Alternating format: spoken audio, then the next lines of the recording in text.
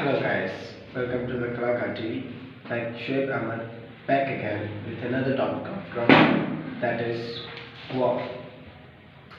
That is verb. Today we are going to learn the most important ingredients of sentence, which is verb. Whenever we make a sentence, we need verb, object and a subject. So it's not possible to not using the verb and making the sentence.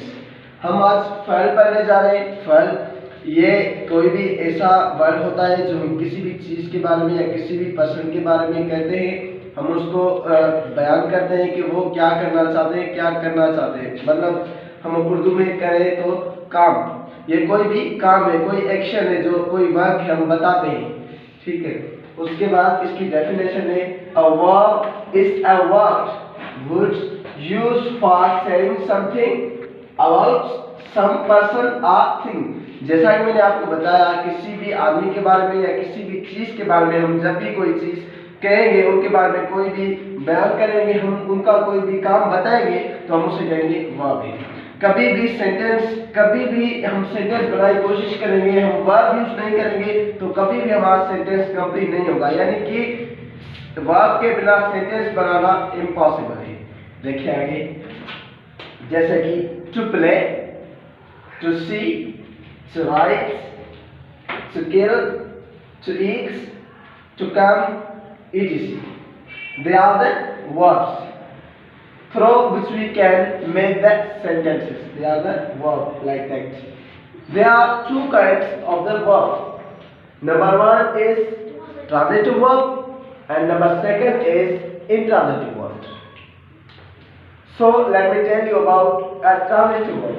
A transitive verb is one which takes subject and object.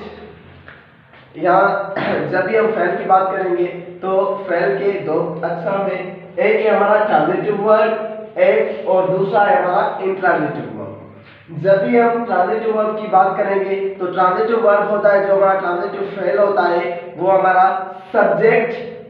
Transitive verb takes subject and object. जब भी कोई भी verb subject और object उठाएगा अपने साथ, तो हम कहेंगे कि ये ट्रांजिटिव वर्ब है. एंड हियर इज, यहाँ पे देखिए इसका एग्जांपल है, वी ईट अ मैंगो. जैसा कि मैंने आपको डेफिनेशन में बताया, जो ट्रांजिटिव वर्ब है वो सब्जेक्ट और ऑब्जेक्ट साथ उठाना है. यहाँ पे हमारा वी हो गया सब्जेक्ट और हमारा ये मैंगो हो गया ऑब्जेक्ट. जब कभी भी किसी भी सेंटेंस में वर्ब के साथ सब्जेक्ट और ऑब्जेक्ट होगा, तो हम उस वर्ब को कहेंगे कि वो ट्रांजिटिव वर्ब है. यहाँ पे एक और एग्जांपल है इसका ट्रांजिटिव वर्ब का, दे प्ले अगेन.